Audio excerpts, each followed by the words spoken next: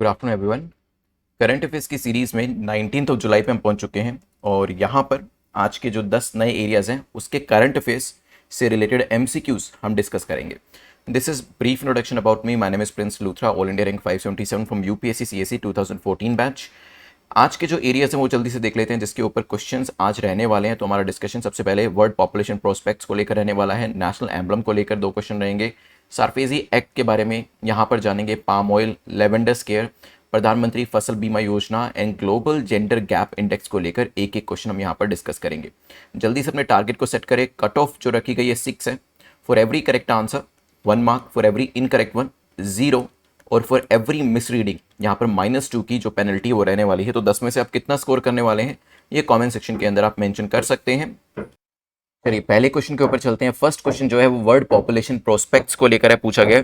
World population prospects को लेकर बताएं कौन सी स्टेटमेंट आपकी करेक्ट है, कौन सा कथन आपका WPP को लेकर सही है। India is projected to surpass China by 2025। तो हमारी जो पॉपुलेशन है वो चाइना को 2025 तक सरपास कर जाएगी, ऐसा इस रिपोर्ट के द्वारा कहा गया है। जो वर्ल्ड की पॉपुलेशन है वो 8 बिलियन को टच कर जाएगी और ये नवंबर 2022 के अंदर ही होने वाला है। This can also be correct. Next, a rising share of population in the working age can help boost economic growth per capita. जितनी पॉपुलेशन राइज करेगी, पर्टिकुलरली जब पॉपुलेशन वर्किंग एज में पहुंच जाती है तो क्या होगा, इकोनॉमी को उससे फायदा हो सकता है, ऐसा यहां पर कहा जा रहा है। 10 सेकंड का टाइम आपके पास है, सोचिए क्या आंसर होगा, फिर करते हैं डिस्कशन। यहां पर इंपॉर्टेंट चीज आपको देखनी है कि इंडिया की पॉपुलेशन कब सरपास करेगी और यहां पर हमारी 8 बिलियन पॉपुलेशन कब होने वाली है, ये भी काफी इंपॉर्टेंट हो जाता है। देखिए फर्स्ट अगर स्टेटमेंट को देखिए तो यस, इंडिया जो है वो चाइना को सरपास करेगा और वो नेक्स्ट ईयर ही कर देगा। उसके लिए 2025 का हमें वेट नहीं करना पड़ेगा। So it will happen in 2023। और 8 बिलियन पॉपुलेशन जो है वो यस नवंबर 2022 मतलब इसी साल एंड तक जो पॉपुलेशन है वो 8 बिलियन मार्क को टच कर लेगी। और तीसरी स्टेटमेंट तो काफी कॉमन सेंसिकल है, जितने ज्यादा लोग वर्किंग एज पॉपुलेशन में होंगे उतना ज्यादा आपकी इकोनॉमी को फायदा होने वाला है। और आज का prelims question of the day जो है वो भी इसी स्टेटमेंट से रिलेटेड होगा, जहां पर मैं आपसे यही पूछूंगा कि वर्किंग एज पॉपुलेशन जो है उसके अंदर कितनी एज को हम कंसीडर करते हैं भारत के अंदर। करेक्ट आंसर क्या हो गया यहाँ पर, सी इज द करेक्ट आंसर। वैसे अगर आप देखेंगे वेरियस आपको पॉपुलेशन यहाँ पर दिखाई देगी। अगर यहाँ पे देखेंगे 11 साल में हमने 1 बिलियन लोगों को ऐड किया, पूरे वर्ल्ड की बात करते हैं।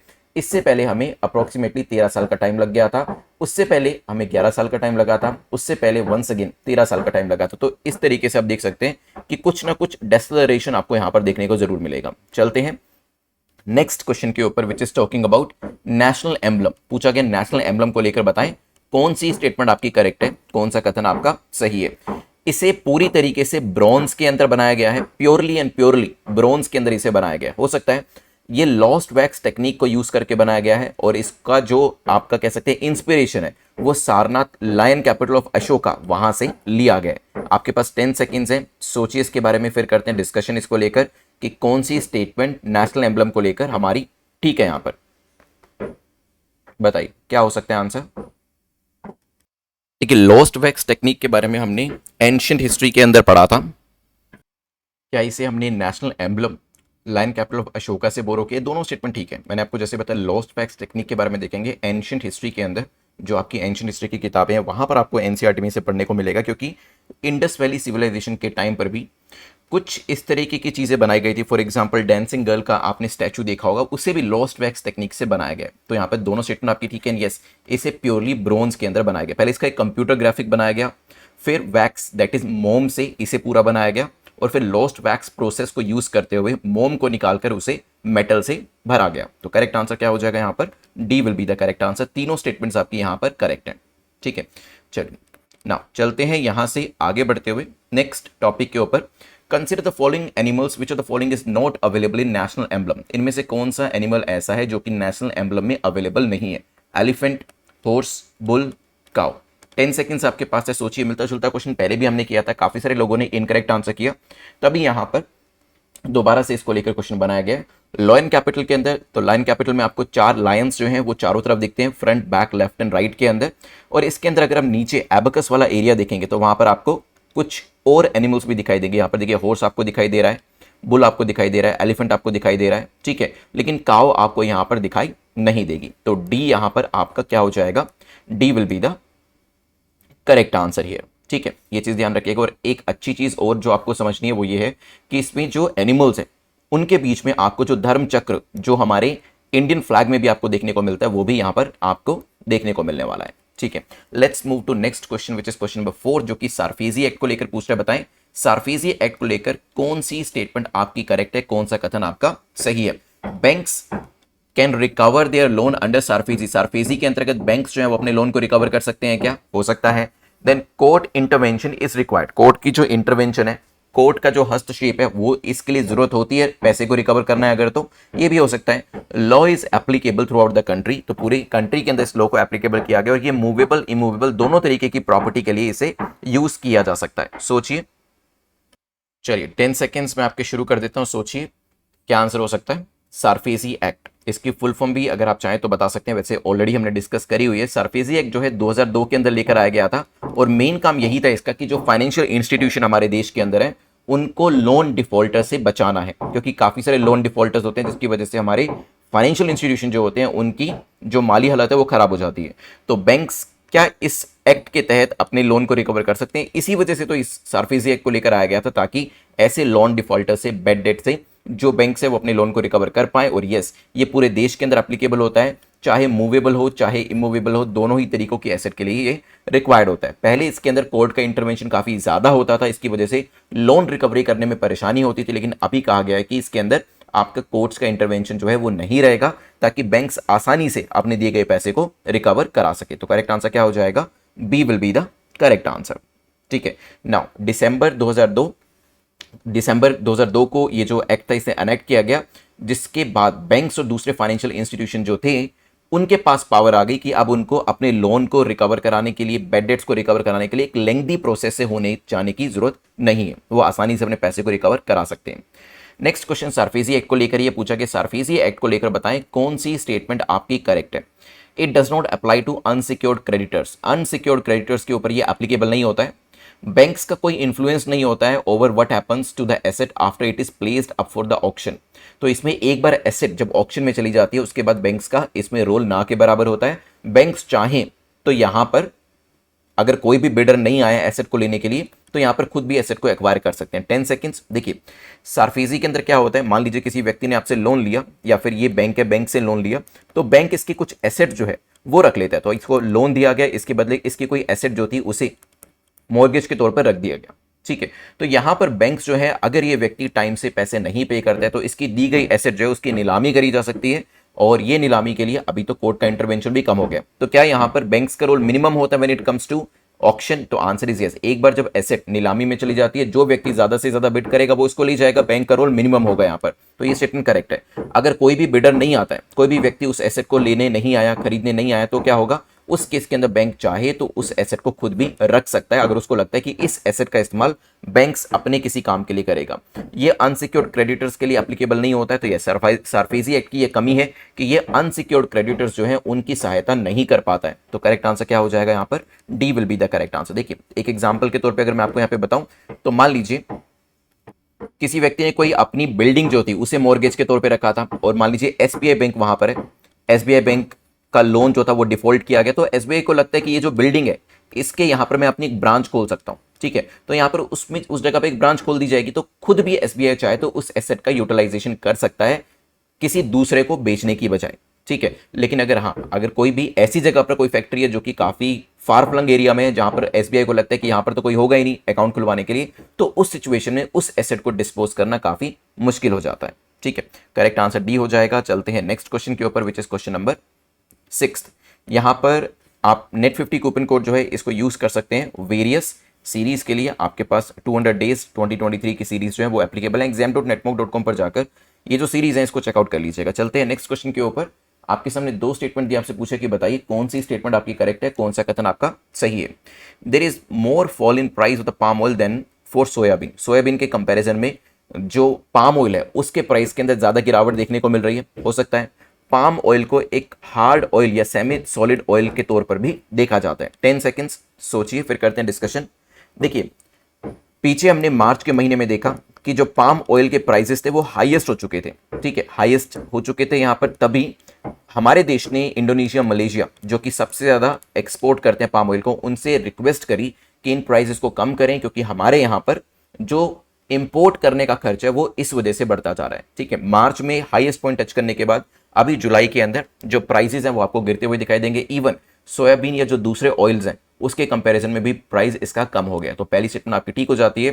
जब हम सोयाबीन ऑयल की या दूसरे सॉफ्ट ऑयल की बात करते हैं तो वो लिक्विड शेप में होते हैं, लेकिन यहाँ पे पाम ऑयल जो है वो हार्ड ऑयल कहलाता है और सेमी हार्ड या हार्ड शेप में ये हो सकता है। ठीक है, नाउ हम लोग सोयाबीन कहाँ से लेते हैं? सोयाबीन हम लेते हैं अर्जेंटीना से, ब्राज़ील से, और वहाँ से सोयाबीन आने में 40 to 45 डेज का टाइम लग रहा है compare to the palm oil जो हम इंडोनेशिया मलेशिया से लेते हैं, और ये 8 से 10 दिन के अंदर ही ट्रैवल करके भारत के अंदर आ जाता है। इसकी वजह से भी प्राइस डिफरेंशियल जो है वो हमें देखने को मिल रहा है। तो करेक्ट आंसर फिलहाल यहाँ पर क्या हो जाएगा? C will be the correct answer, ध्यान रखिएगा। अब यहाँ पर एक इंपॉर्टेंट चीज़ है, मैं इसे थोड़ा सा मैग्नीफाई करके बताता हूँ। तो एक तो ये ट्रॉपिकल क्लाइमेट में आपको देखने को मिलेगा जहाँ पर पाम ऑयल आपको आसानी से, जो इसके पेड़ हैं आसानी से दिख जाएंगे।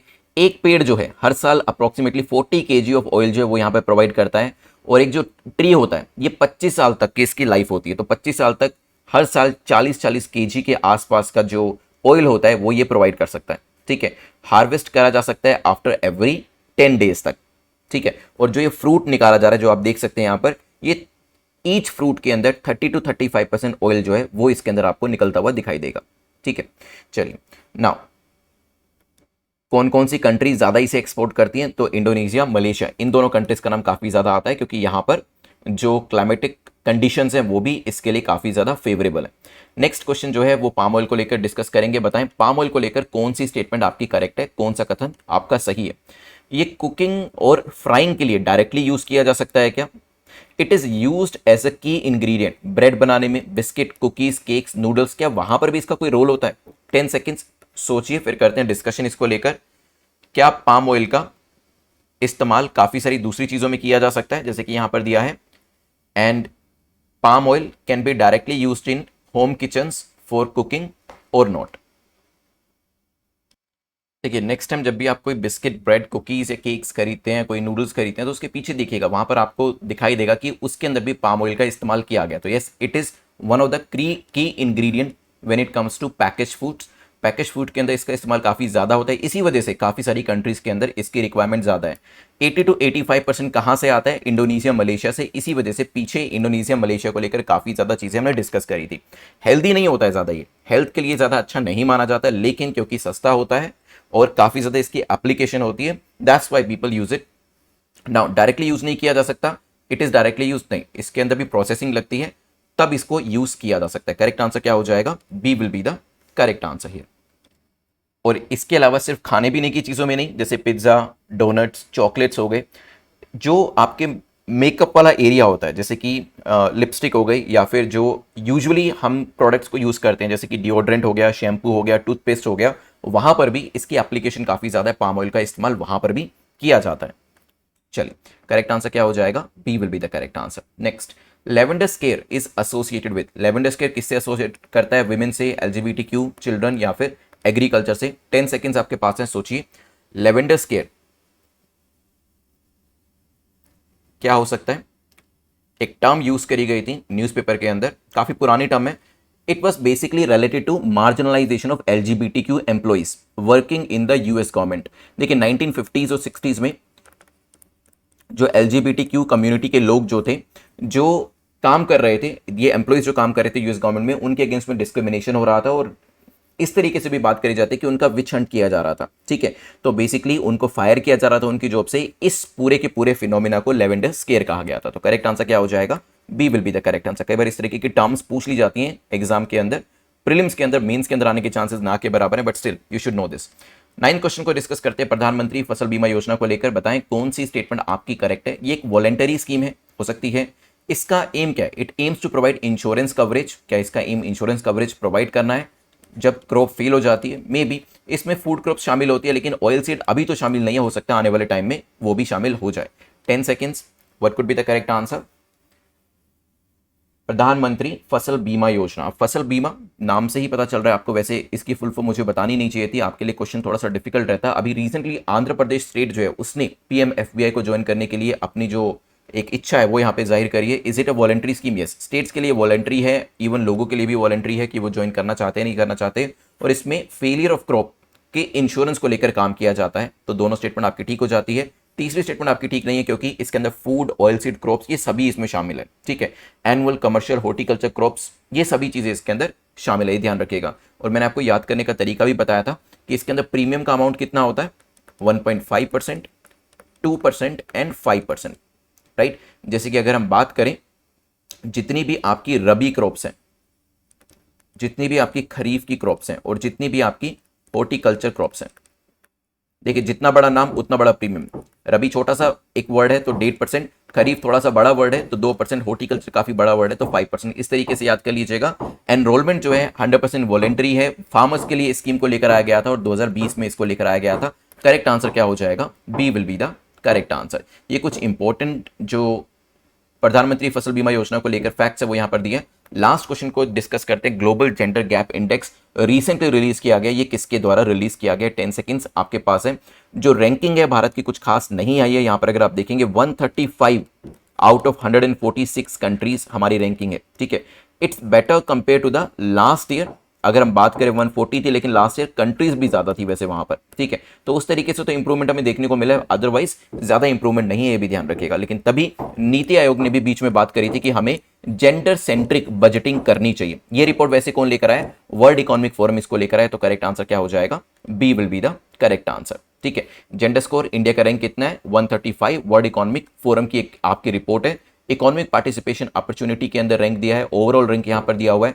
एजुकेशन में देखेंगे हम अच्छा कर रहे हैं, पॉलिटिकल एम्पावरमेंट भी हम अच्छा कर रहे हैं, लेकिन हेल्थ के अंदर हम कहीं ना कहीं पीछे हैं, इकोनॉमिक पार्टिसिपेशन के अंदर भी हम पीछे। तो ये फैक्टर्स जानना भी काफी जरूरी होता है कि कहां कहां पर विमेन एम्पावरमेंट नहीं हो पा रहा है और कहां कहां पर हम अच्छा परफॉर्म कर रहे हैं और एटलीस्ट यहां पर एवरेज परफॉर्म कर रहे हैं। तो इससे आपको एक आइडिया लगेगा और इस तरीके के फैक्टर्स को आप मेंस के आंसर के अंदर भी मेंशन कर सकते हैं। 2 मिनट के अंदर रिवाइज करते हैं, फिर मैं आपसे prelims question of the day और आप में से टॉपर्स कौन है वो भी देखने वाला हूं। फर्स्ट क्वेश्चन में हमने डिस्कस किया था वर्ल्ड पॉपुलेशन प्रोस्पेक्ट को लेकर। बताएं यहां पर कब तक हमारी जो पॉपुलेशन है वो चाइना को सरपास कर देगी। देखिए 8 बिलियन तो हम इसी साल हो जाएंगे और बाय नेक्स्ट ईयर, ठीक है, by the probably middle of the next year हम लोग चाइना को यहां पर सरपास कर देंगे। नेशनल एम्बलम के बारे में डिस्कशन किया था। बताएं यहां पर कौन कौन से एनिमल्स आपको देखने को मिलेंगे।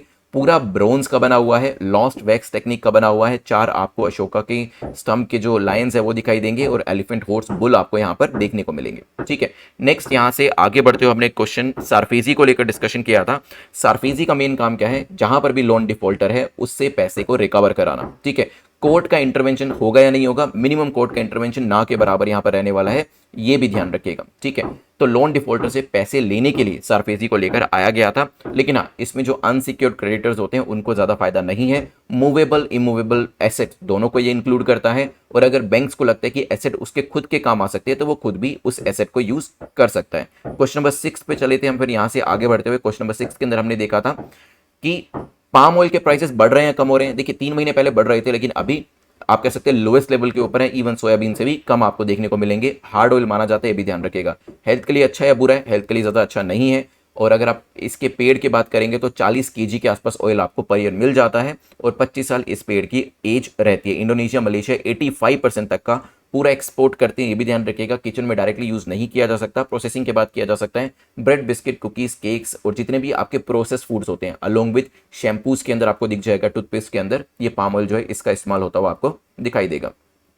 लेवेंडस के एलजीबीटीक्यू से रिलेट करता है, ये हमने देखा था। और यहां से आगे बढ़ के प्रधानमंत्री फसल बीमा योजना वॉलेंटरी स्कीम है, ये ध्यान रखिएगा, 2020 में सरकार के द्वारा इसे लेकर आया गया था। Finally global gender gap index के अंदर हमारी रैंकिंग जल्दी से बता दीजिए कितनी है, कौन कौन से एरियाज ऐसे हैं जहां पर हमने बेहतर परफॉर्म किया और कौन से एरियाज ऐसे हैं जहां पर हमने अच्छा परफॉर्म नहीं किया। जो सब फैक्टर्स हैं वो भी आपको यहाँ पर पता होने चाहिए, कौन कौन से फैक्टर्स हमने यहाँ पर डिस्कस किए थे। जल्दी से बताइए, what should be the correct answer.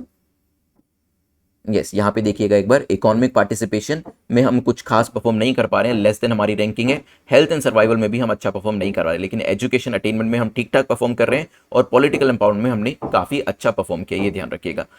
आप चलते हैं prelims question of the day में। आप मुझे जल्दी से, आपने नेशनल एम्बलम देखा है, नेशनल एम्बलम के अंदर कौन कौन से एनिमल्स हैं वो मुझे कॉमेंट सेक्शन के अंदर बताइएगा, जितने ज्यादा आप रिकॉल कर पाए, राइट। और यहाँ पर आप जल्दी से अपने मार्क्स लिख दीजिए, किस किसने कितना कितना स्कोर किया है। अगर 10 में से आपका स्कोर 6 या 6 से ज्यादा, you are in the safe zone. Otherwise कम भी स्कोर है तो दोबारा से वीडियो को देखकर अपने नोट्स जरूर बना लीजिएगा। नोटिफिकेशन मिल रहा है तो बहुत अच्छी बात है, नहीं मिल रहा है तो यहाँ पर सब्सक्राइब बटन के साथ जो बेल आइकन है इसको प्रेस करने के बाद ऑल बटन को जरूर प्रेस कर दीजिएगा। Thanks for watching this video, have a nice day, take care, good bye.